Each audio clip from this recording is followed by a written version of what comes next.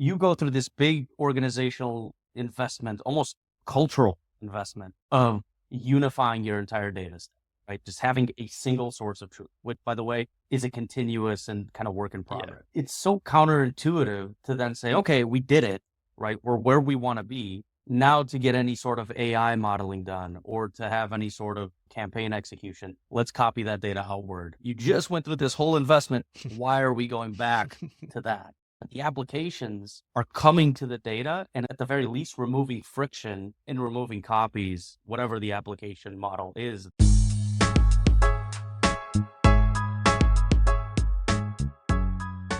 What's up, everyone? Today we have the pleasure of sitting down with Lourenço Mello, product marketing lead at Snowflake. Lourenço started his career at an enterprise telecom company based in Portugal, where he dabbled in competitive analysis, pricing, and business development. He later completed his MBA at UCLA and then spent 5 years at Microsoft Azure as a senior PMM. And he also focused a lot on their data business, but obviously got really deep into the BI space. And today, Lourenço is product marketing lead for the solutions team at Snowflake. Lourenço, super excited to chat today. Thanks so much for your time. Phil, so excited to be here. Thanks so much for having me. Looking forward to it. For the folks that don't know, Lourenço is the mastermind behind Snowflake's modern marketing data stack report. And this is a super special episode today because we're actually timing the release of the episode with the second version of the report. So we get to have a deep dive conversation with you on the marketing data stack of the future and how we can kind of prepare marketers for the next couple of years. I wanted to start off maybe with just talking about the methodology of the report. So the folks that aren't super familiar with it, being one of the most popular solutions for unifying your data into a single platform, Snowflake has a really cool, unique point of view when it comes to understanding all the different tools and solutions that your customers are using to power their marketing data stacks. And the report that you did in 2023 evaluated different tools used by customers. You had over 8,000 customers at the time, part of the report, to try to figure out like what are the most common, fastest growing tools that your customers are using. I know there's a ton of work involved here behind the scenes, and yeah, congrats on getting the new report out, and maybe walk us through the methodology changes in the second report. Yeah. Well, first of all, even the mastermind word kind of leaves me uncomfortable just because there's so many people involved with this. Yeah. I wish I could give everybody a shout out that participates in this, but it's like truly a team effort. You think about content, partner, our sales and industry teams who bring all the expertise. So many people are involved in making this thing a success that, I think we all are the collective mastermind behind it. But to answer your question about methodology, yeah, I think that's what's unique about this report. Is we have partners that work closely with us. Could easily do a report that just surfaces those partners that are working closely with us, just based on joint selling, conversions, whatever we want to really push from a subjective point of view. The reason why this one's unique is because we actually take a step back and leave our kind of subjectivity out of it. We look through our telemetry data and basically surface the tools and technologies that our customers are adopting on Snowflake to get their marketing use cases delivered, right? So if you think about the methodology, the first thing we do is we kind of take a snapshot of where the industry is today and try to figure out exactly what categories the most sense and our customers are using when we look at reference architectures, right? But then the interesting thing is we actually look at depth of adoption and breadth of adoption. So starting with breadth of adoption, that's relatively straightforward. It's basically looking at the number of customers that have chosen that specific platform.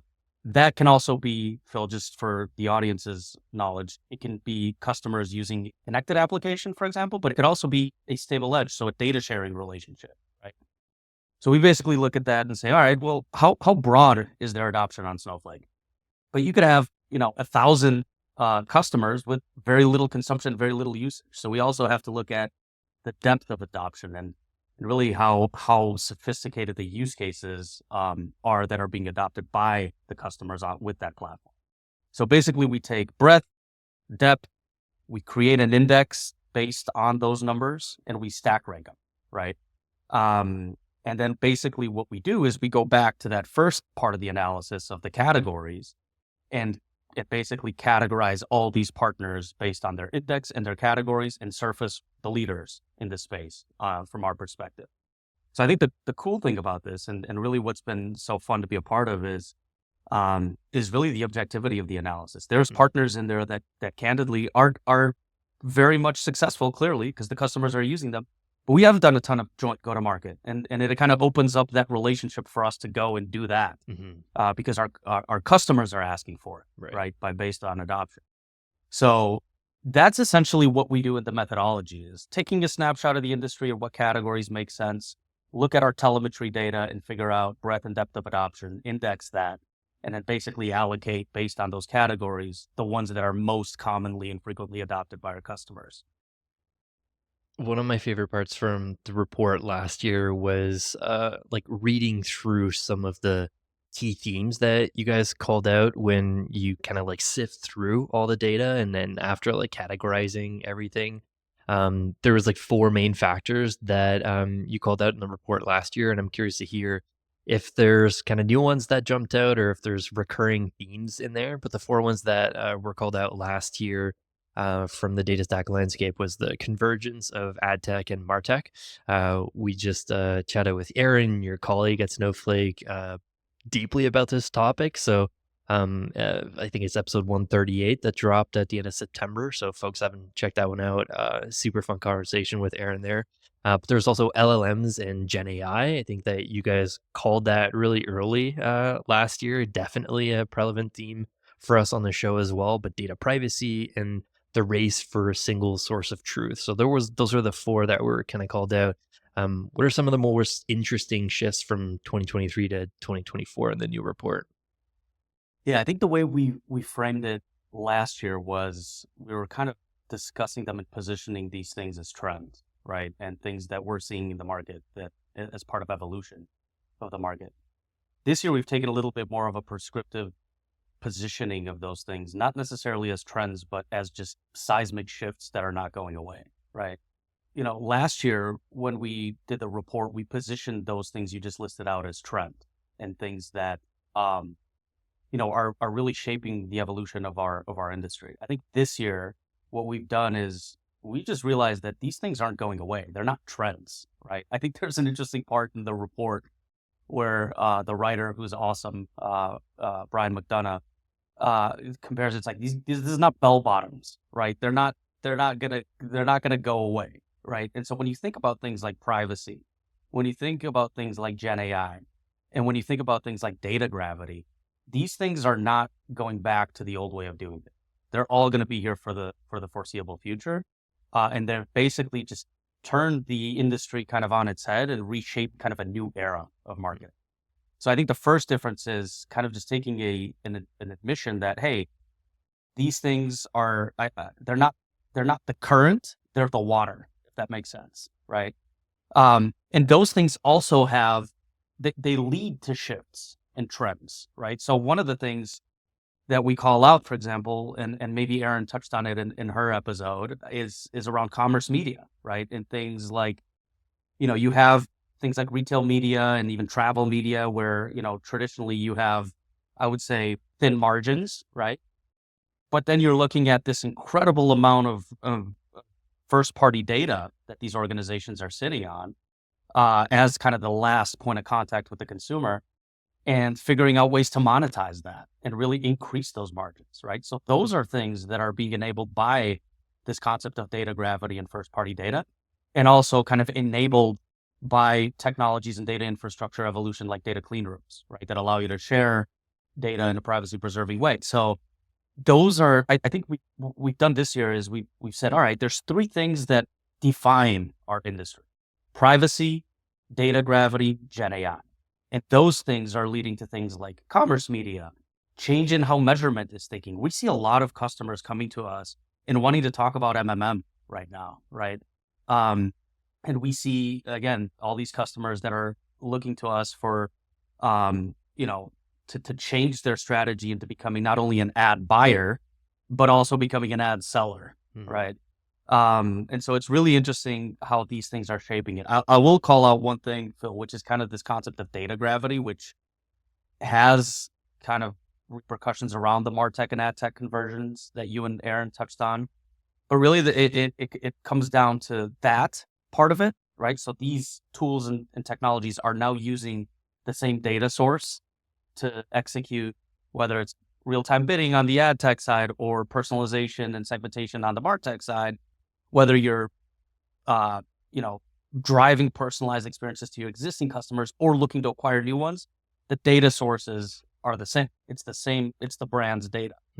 The second thing that's important is when you think about data gravity, what's also enabled that again is the kind of more sophisticated data infrastructure that's available. So an example of that is, Snowflake's native app framework. If you think about it, we are basically saying the application now lives where the data is, as opposed to an outdated way of doing things where you have to copy that data to get it processed, right? So like identity resolution is one that comes to mind. And I remember one of our sellers, he mentions this example a lot, that he was working with an account that used to take him 8 days to get their identity resolved, right? And really kind of shipping it to a provider, having that processed and then back to the data source. Now that's living natively where the data sits, and it's a matter of hours, maybe even minutes to some extent. So you look at that type of efficiency, not to mention the downstream implications of not having your data copied and moved, which again hinders privacy, right? All of that is changing around the evolution of data infrastructure. And so it's a really interesting time to be in the ecosystem generally. I love where I am right now in terms of seeing the seat that Snowflake has to seeing how this is all taking shape. And it's really, really exciting. Like all those three things, whether it's GenAI that lives in the platform, data gravity around things like the app framework, or, privacy and things like clean rooms and how that's evolving. All of that is being powered by our ecosystem as well as the data infrastructure layer, and leading to a lot of change downstream as well. So it's very exciting, I think, to be in this space right now. When you said data gravity, I was trying to figure out where where you were going with that, and in the back of my head, I was like picturing myself being a fly on the wall in the boardroom when you guys were coming up with these terms of like, what do we call this new like breaking down data silos and like putting everything into one place? And I feel like data gravity is a really good way of centering this idea of just like breaking down all of those silos and sitting on top of the data warehouse, I guess, is like a cool way to think about it. So yeah, really interesting Yeah, and term I there. think it's interesting, Phil, because like it's data gravity, but it's also to some extent application gravity, right? And what we think is really interesting also is that customers they have their preference with architectures and their tooling, obviously. Um, so it doesn't necessarily have to be native applications, but what we do recommend when it's not native or directly connected to the data is if you want to have an application that has its kind of own data store, you should at least have the data sharing enabled without moving that data, Right. right? Because the moment you're going back to moving data, like think about this, like it's intuitive, right? You go through this big organizational investment, almost cultural investment of unifying your entire data set, right? Just having a single source of truth, which by the way, is a continuous and kind of work in Yeah. progress. It's so counterintuitive to then say, okay, we did it, right? We're where we want to be. Now to get any sort of AI modeling done or to have any sort of campaign execution, let's copy that data outward Yeah. and execute it. Yeah. Right? You just went through this whole investment. Why are we going back to that? And so it's a really kind of interesting conversation. But the applications are coming to the data and at the very least removing friction and removing copies, whatever the application model is that customers choose. Yeah, this idea of zero copy data or zero data copy or data sharing and just like moving away from APIs was definitely like a central trend from the episode that we had with Aaron, and like a Yeah. huge theme from even last year when I did my whole deep dive on the package versus composable CDP. Like it's one of Hmm. the main arguments, right? Like the package CDP with all the valuable like advancements that it brings you, if you also have a data warehouse, like you're doing a lot of the same thing, and there's a lot of overhead, and you're paying twice for the same data, and it's not as fresh in one instance as in the other. So it is one of the most intuitive elements of the arguments in both architectures. 100%. I totally agree with that. And I think, look, there's a lot of customers we speak to that prefer the packaged approach, that they might not have as kind of robust of a data and technical team Mhm. required for that. And so they prefer, or they've had success with the tooling. Again, what we think makes sense is if you're going to go that route, you should have that data sharing enabled. So you're not actually doing ETL back and forth between these tools. That's where you get yourself into trouble, and you go back to those privacy issues and risk of having, surface area with your customer data in two different places. And so that's kind of where we see the market going, is flexibility of architecture. I guess optionality is, hey, whatever you would like to do, we have a couple principles we believe in. And they're not our principles, they're ones we believe would set you up for success as an organization. And we basically accommodate different architecture you are interested in most, right? Right. So it's really interesting to think through that. And I know you and Aaron, went deep into the collaboration piece. And if you think about where we are as an industry, and the kind of murky water around cookies and what's happening there, like the reality is we are in an era of signal loss, right? And with signal loss comes kind of this tension of, well, wait a second, a slice of my data pie is gone if you go back a few years. So I need to make that up through collaborating with my ecosystem and making sure that we're doing that in a privacy preserving way, right?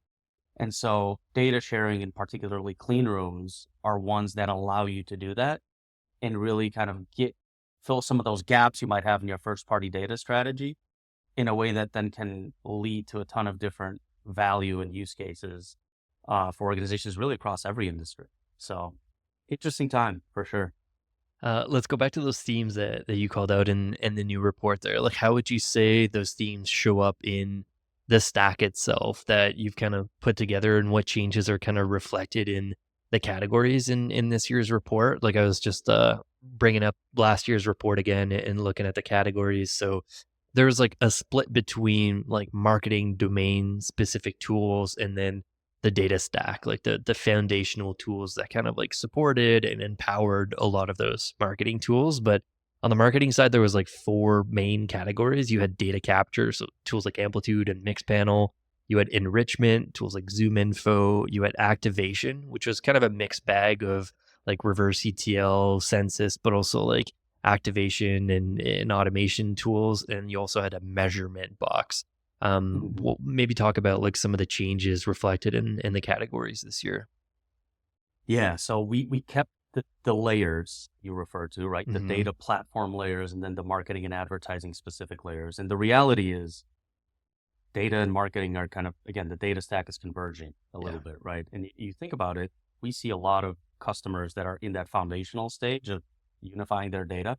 I'll give you an example. We have a lot of customers looking for what we call campaign intelligence, which says, hey, I want to understand, I want to have a single kind of glass pane view of how my campaigns are performing. And so you got to integrate all your marketing and advertising data. And a lot of cases, that opens the door for downstream things like MMM, for example. But from a maturity curve standpoint, we just see customers today just putting on a BI tool on top of that and having kind of a view of how they're performing across channels. Hmm. But a BI tool is not a market, right? It's a data tool, essentially. It serves many purposes and many use cases. Same thing with integration tools and modeling tools like DBT. You cannot call those marketing tools, Yeah. but DBT, for example, plays a key role in what in the composable CDP. for example, right? And some of the modeling you're doing inside the data platform. So to answer your question explicitly, we have these two layers still. How does, for example, AI, right? That's something we looked at and said, hey, like this is going to change everything. And we're already seeing it with our ecosystem building applications with AI and native AI powered in Snowflake. It doesn't make sense to have it as a separate category. Last year we had, I think, AI and ML as a category. Mhm. Now what we're seeing is the likes of Snowplow and Hightug, Growth Loop, and so many others building AI ready solution, right? So omitting that as a separate category and kind of, taking the next step of having that be kind of prevalent throughout the stack. And that's why you see that AI layer above the data core was one change in how we reflected kind of Gen AI and what's coming there. Privacy is another one, right? Like there are privacy enhancing tools specifically, but the reality is privacy is now it's bigger than the specific category. And you look at things like, even the way the applications are built on top of the data has a privacy layer to it. But we have one specifically that we see really important nowadays, which is consent management, right? Mhm. And how you can actually, kind of honor the kind of data subject requests of your customers. And Phil, you might log into a website one time, or just be at a website one time, be okay with cookies. The next time you decline them, we have to go chase that down. If there are data copies everywhere, right, Mhm. that's going to create a nightmare for Yeah. consent. And so we see that as something that is very prevalent. As far as the marketing and advertising tools, so the layer on top of it, you have kind of analytics and data capture. So the ones you mentioned, Mixpanel and Heap and Snowplow and Piano Analytics. We have data enrichment. And that's a really interesting one because we never know what data is being used for marketing use cases specifically. If you're selling sunscreen in an area of the US or Canada that doesn't have typically, sun year round, you probably want weather data to understand inventory level, right? We also have identity resolution and onboarding, right? So our partners like TransUnion and LiveRamp and Merkle and Axiom. We then do have last year, as you called out, rightfully so, we had customer data activation, which was kind of a hodgepodge of a couple different things. Mhm. This year, we've just looked at our customers' architectures and said, hey, these are in fact distinct things. Yeah. And so we have a CDP category, which includes a lot of the providers that operate in the composable space, but also in the package space. And then we also have marketing and customer engagement as a separate category. Nice. So the likes of Braze and Message Gears and Cordial and Attentive and Optimove and so many others, right? And that includes also the Zeta, for example, that has a broader capability set. And then when you move past that, it becomes programmatic solutions, right? So if you think about the trend that you and Aaron went deep into, Martech and AdTech convergence, now using that same data layer, we see a lot of that happening on Snowflake through the likes of obviously the Trade Desk and Magnite and StackAdapt. These are DSPs, SSPs that are utilizing kind of the brand's customer data and using data sharing. And then lastly, it's measurement, right? And here we've also included measurement and optimization to include, tools like Optimizely and Epo, and these really exciting companies that are helping, organizations do things like A/B testing, for example, and really kind of get to that optimization layer. So the stack is, again, reflective of where we see our customers going and where we see the industry going. And for us, it became very clear that customer data activation wasn't one category. It was actually two distinct ones as we see it.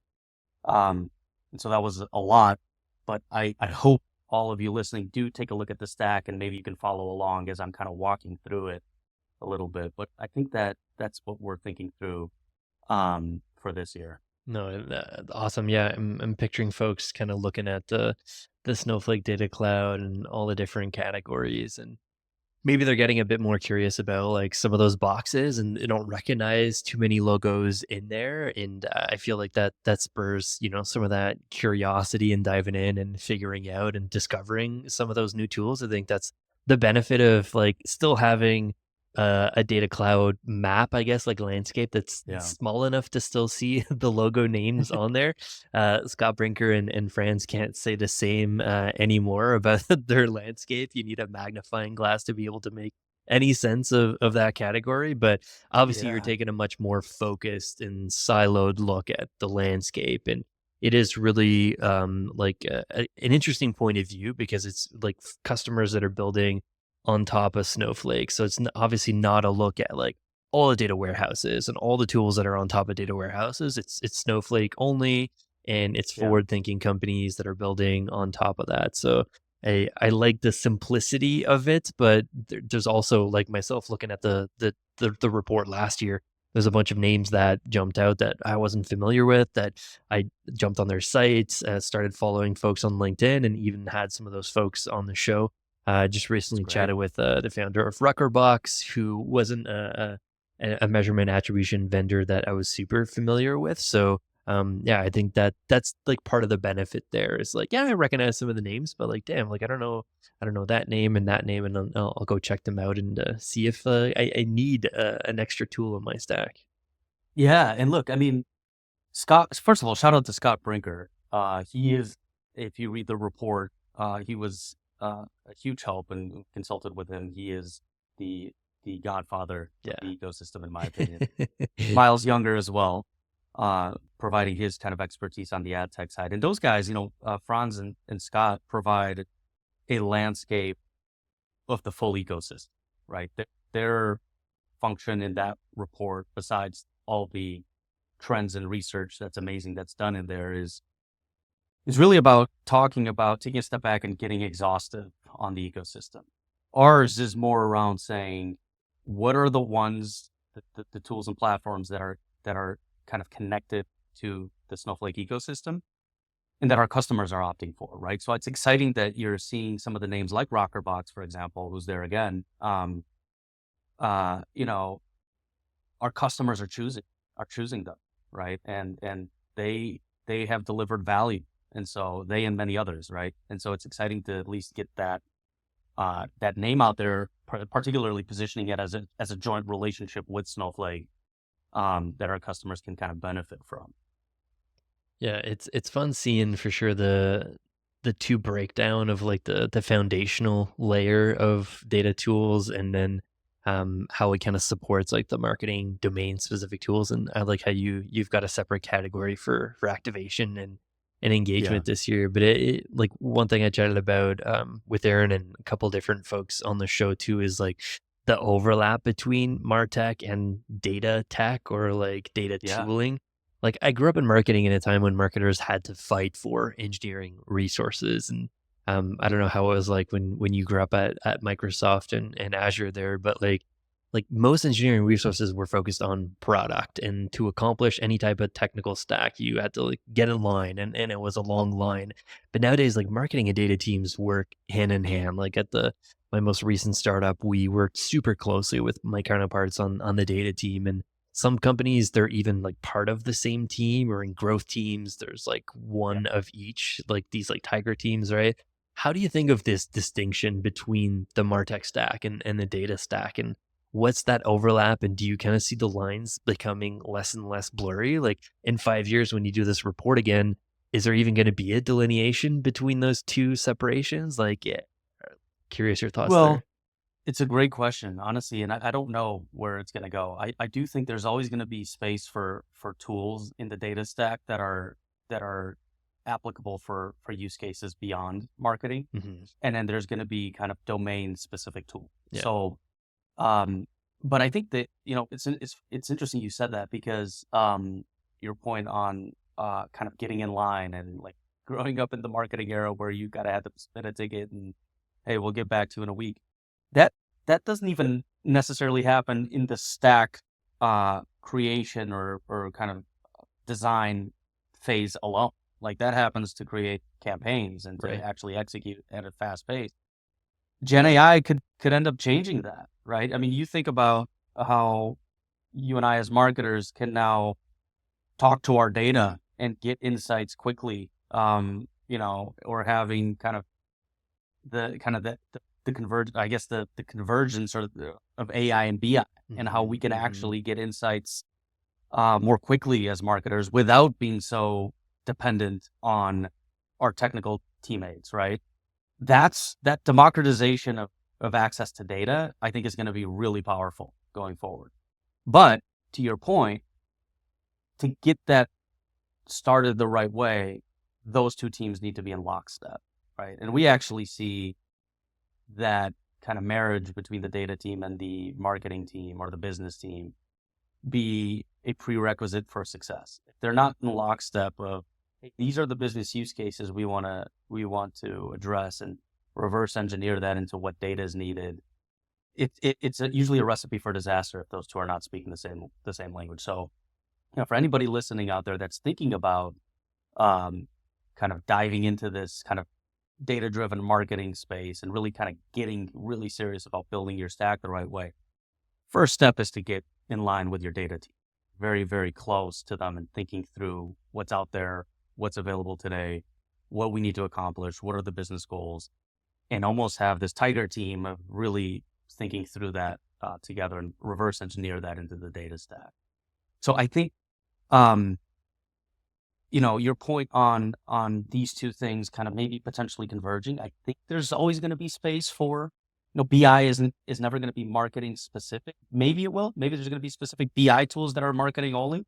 But I think there are always going to be kind of a lane between kind of broader application of technology versus marketing domain expertise. And I think Gen AI is going to help democratize that access to data in a much more kind of fluid way where, Phil, you're running a campaign and you want to kind of just create an audience and you don't need to go to your technical now. You can just actually use the tooling in your natural language, not SQL, to go and get that and iterate on that. That's really exciting, I think. And that's one of the things that we're most excited about. Yeah, if folks listening are just like, oh, I'm excited for that day, like when I'm able to just like chat with my data and have a conversation with it, like through an LLM, like that actually exists today. Like there's some tools that have like functioning products that allow you to do that. We had a startup on the show called Narrative BI, and his founder was walking us through exactly that use case. Like he's starting with Google Analytics and like moving to different tools there. And I'm actually a customer and I have it set up on the Humans of Martech site, and I get like kind of these observability type of alerts, like when there's a spike and when there's like a dip in Yeah. traffic, and so he's really trying to democratize access to data, and like dashboards are used by like some people, but like to really get insights out of a dashboard, you need to log into your BI tool, have the dashboard up and kind of look at it or look at the reports that you got in your email. These are like more product centric driven events when there's something you need to look at and like you might care about. It's going to be in your inbox or you're going to get a notification about it. And then you can like Mhm. have a conversation with it, like seeing the spike, like, hey, you got a 50% spike in traffic in organic yesterday. Cool. But like, what does that mean? Like, where did it come Yeah. from? How can I make that happen again next week? Like those conversations you can actually have with your data, and it exists today, and it's still like in its early nascent but yeah, it's super exciting. Yeah. And Phil, like, if you were to ask me maybe 6 months ago or a year ago, like, where's Gen AI going? I think the honest answer for all of us is we just don't know where the limits are. Yeah. And we just don't have line of sight into what all could change. What we do know today is that use case of conversational analytics exists, right? And we're seeing it with some of the providers you have in the Modern Marketing Data Stack report using that today, right?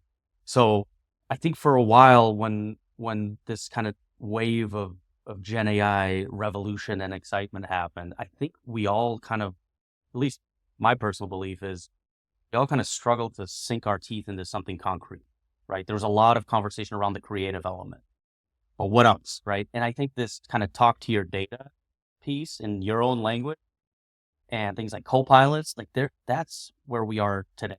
who knows where this ends up? Yeah. I think Scott had a really good point, and we called it out in the report, which was, all of our focus right now and kind of conversation has been around kind of the provider side. But what happens when there's co-pilots on the consumer side, Mhm. right? And what's going to happen to marketing there when you essentially have a co-pilot marketing to somebody who has a co-pilot, and now you're just having these two sides interact with each other? We haven't even scratched the surface of that debate. And so my honest answer is we know it's all going to change. I personally believe that. I don't know how long term. I do think right now these are the use cases we're seeing and customers asking us for. And our partner ecosystem, the likes of High Touch and Growth Loop and Snowplow and others, have already built applications that are doing that, and using some sort of AI ML component to automate some of this and make it more effective and intuitive for people that traditionally don't have those kind of heavy technical data skills, right? Yeah, and I'd also say that I'm also excited about Gen AI's role or just like AI and ML's role in data quality because I feel like all these investments and improvements in like orchestration and doing fun stuff with the data is important and it's fun, but if you're still not having good data to like feed 100%. those things really don't matter. Like it doesn't matter how sophisticated your orchestration is if you're still not working with quality data, and that's where yeah, like a lot of tools are focusing on how do we use AI and ML and enrichment partners to make sure that the foundation of the data that is powering those fun tools is in a good spot and we can trust it, especially some of the industries that you call out in the report, like fintech and health tech. Like you don't Totally. want to make mistakes with PHI and PII data or send like wrong type of financial information in like an AI orchestrated world, right? Yeah, I mean the stakes are exceptionally high Yeah. there, and the reality is one thing that doesn't change with one thing that will never change is the garbage in, garbage out component of this, right? Yeah. Which is if your data foundation is garbage, so too will your AI. You can have a beautiful UI, you can have the right kind of prompts in there, but the insights that's going to surface are going to be directly linked to what you have on the back end. And that's why we believe so much in that component of data quality and really think that like first step to getting the proper CDP downstream is really kind of getting that customer 360, right? Properly built. But that can't be a buzzword. That requires the Yeah. quality data. Same thing with what I talked about before of on measurement. You can run MMM, but if you're sitting on a poorly constructed foundation of campaign intelligence, you're probably going to be spending your advertising dollars poorly, Yeah. right? And so I totally agree with that, and I think that's going to be one of the biggest helps or components that Gen AI is going to help. I think the ecosystem. One of the biggest buzzwords of 2024, maybe even 2023, is composability, and it's something that you featured a bunch of quotes from Scott in this year's reports, and it's something that obviously was like a big central theme on the show for several episodes. Census is a sponsor of the show, Reverse CTL tool, and like they're all in on the composable CDP. And like one of the things that jumps out to me in the data cloud landscape in the first and the second report is that you're not really picking a side on the packaged versus the composable CDP debate that was kind of all the rage last year, and you still see it a bit this year too. But you're highlighting both packaged and Yeah. composable tools in the reports. And I know you were kind of introduced to the concept of composability early in your Snowflake journey. Would love for you to like unpack what that means to you and where do you see this all kind of heading? Yeah, I think you're right to call out that we don't pick sides. I think the side we pick is the one we're seeing our customers adopt. Mm, The fact of the matter is they're still looking for both types of architectures. mhm. That's just a fact, right? Because it's not a one size fits all, in my opinion. I think the other thing that I struggle with personally, Phil, is like when composability first was a theme a couple of years ago. The evolution of that term has gotten so murky. Like, how do we actually define composability? And I think Scott does a good job of painting that picture. I think we need to. I'm not sure we've landed on a consensus um, definition of that, and you see a lot of um, providers that still offer packaged CDPs lean into some of that composable framing, but in different ways, right? And I think that's become challenging as a part of this ecosystem to get very clear on how we define it. For us, the way we see the market is basically the first branch is, are you connected to the data cloud or are you siloed? That's point one, right? We kind of just look at the side that is connected to the data cloud. There's two branches that we see there. The first one is what we call modular CDP.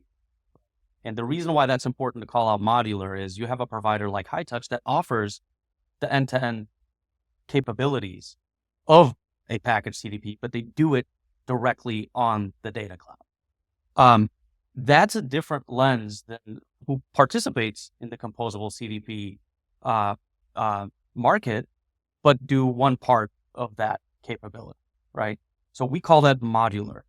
On the other side of the kind of data cloud, AI data cloud connected CDPs is what we talked about before of that packaged CDP with data sharing, right?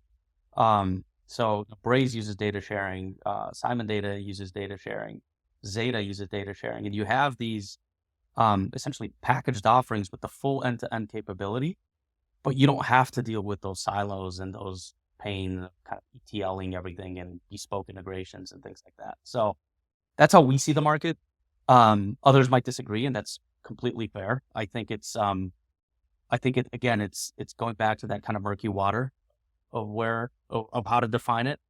You also see providers, Census, your sponsor, great partner of ours, leader in the modern marketing data stack. They are kind of repositioning themselves, right, from something broader than composable CDP, right? And I think it's an interesting. It's just the evolution of the ecosystem, I think, and how providers are kind of looking at their own capabilities and seeing what gaps customers need from them, and then evolving their positioning and narrative accordingly. So how Snowflake sees it is one thing. How the ecosystem sees it, I think, is fragmented. But for us, ultimately, the horse we have in the race is what the customer wants to accomplish, Right. and that's where we're going to favor, right? And we see really kind of demand on both sides of that narrative, to be honest with you. Very cool. Love your perspective on this and love the customer first approach to the report, but also building out how you're going to market with partners on that. Like makes a ton of sense. Makes me think of like the smaller up and coming players too that like just start being used more and more because I like that you're calling out like the leaders, but also the companies to keep an eye on that they're not as relevant in the customer base, but like you're seeing an uptick and kind of growth from the previous year. So yeah, kudos to you guys for getting that report out. I know the lift was probably massive and yeah, hopefully we get some good noise from this episode here too. Lauren, so I got two last questions for you. I wanted Yeah. to ask you about just the journey into Martech. Like obviously you're a super smart guy. You speak at a very proficient level with like Martech, but you're like a product marketer working for a data warehouse company. Like your journey into Martech was kind of unconventional, right? Like having come from a systems and a data background, even dabbling a bit into like IoT, Internet of Things before that. Would love for you to like Yeah. just share how these experiences have helped shape your current perspective on Martech. Yeah, it's a really good question. You're right. Like I think I would guess that north of 80% of your guests on this podcast are coming more from the marketing and MarTech side or AdTech side, while I'm coming from the pure data side, right? And I think it's interesting that we talked about like, hey, will we get to a point where these two things are now kind of one, right? I think personally, when we go back to that conversation we had of customers, having to really align these two sides of the house, I think it's important to have both perspectives in an organization and how we go to market. And so my journey was, like you said, telco, came from Portugal to the US to do my MBA. Got a, got a role at Microsoft on the data side, and like you said, IoT, so a lot of streaming and understanding what happens there with low latency use cases. And then, came to Snowflake thinking around this component of initially our positioning was really around customer 360, which at the end of the day is a data foundation use case. What it unlocks downstream becomes market, right? Um, and that's where, honestly, I've been educated by the ecosystem. That's the reality, right? That's my school, is the ecosystem, is the people like yourself, like Scott, like Miles, like Aaron Foxworthy, who you had on the show, like my friend and teammate Luke Ambrosetti, and people like that have guided and evolved my knowledge. And I had the foundations of it with the data side, but getting that marketing understanding and talking to our partners like Growth Loop and High Touch and Message Gears and others have literally gotten me to the point where I've been able to expand my knowledge around how this data foundation can be used downstream. So you're right, it's unconventional, but there's many ways to get there, I think, right? And look, I need to continue learning. There's so much, like if I could ever get to, let me put it this way, I'm not sure I'll ever get to the level of depth and knowledge that Aaron Foxworthy has, period, right? She's very, very smart, and she knows exactly what's going on across the ecosystem. I think we have different perspectives that complement each other, which is helpful for an organization. But from a marketing standpoint, it's just, there's so many different layers to this, and it's such a robust ecosystem that you got to have different perspectives, I think. Yeah, definitely important. I think that's the beauty of having a job where I get to speak with a bunch of different humans that work in different slices of disciplines, all kind of still working with tech to help marketers grow a company. I think there's no shortage of like philosophies in building and trying to be more efficient in using data and all that fun stuff. So makes my job super fun. And yeah, I appreciate your time being on the show here. Got one last question for you, Lauren. So you're a product marketing leader, father, a former woodworker, also a huge soccer fan. You got a ton of stuff going on in your life. One question we ask everyone on the show is, how do you remain happy and successful in your career? And how do you find balance between all the things you're working on while staying happy? Yeah, it's interesting. You kind of answered it for me the way you phrased it, because it's about balance, Yeah. right? Look, here's the thing. Having 2 young kids at home is fantastic. It keeps us very busy, but it has the hidden surprise of, Saturdays waking up at 7 a.m. organically to watch the Premier League, right? I don't have to set my alarm anymore to watch those games and to kind of feed my desire to watch international soccer. So that's one thing. I think you've hit it on the head. It's about balance, and everybody's balance, I think, is different. Mine, I found it with, spending my time, even like learning about this stuff is interesting to me. It can kind of fit into the work bucket, but it's also kind of, for me, my own kind of hobby in reading about this stuff. There's nothing better for me than going to the beach with my kids and reading a book if I don't get interrupted every 5 seconds. But really, like you said, it's about balance. And I think I've been really, really fortunate, and I'm super grateful to work at an organization that's allowed me to have that. And, I have an awesome support system at home. My wife is the true hero here, and allows me to focus on getting that balance the way that it works for me. So, I haven't done woodworking or metals in years, partially because, like you said, I'm a father of 2, but someday I want to go back to that, because it is kind of therapeutic for me and kind of allows me to do a little bit of almost meditation while I do it. And so those are the things that I will pursue next when I find some time for it. Love it. Appreciate the perspective there. I thought you were going to start off by saying like, 7 a.m. It's like some days we get to sleep in, like 7 a.m. for me on a weekend is sleeping in with a 1.5-year-old. Well, it gets better, Phil. You got a 1.5-year-old. Mine are 5 and 3. So it gets a little bit better, but the game started 7. So, perfect, or maybe even earlier, but so it's kind of like, hey, if I'm going to watch the games, I might as well be doing it with my kids. So. Love it, Lourenço. Really appreciate your time. Congrats again on getting the second report out, and hopefully folks find a ton of value from it, but yeah, definitely found value sitting down with you here and walking us through that. Thanks so much for your time. Hey, Phil, thank you so much for having me. Let's do it again sometime. Appreciate it. Sounds good. We'll do. Cheers.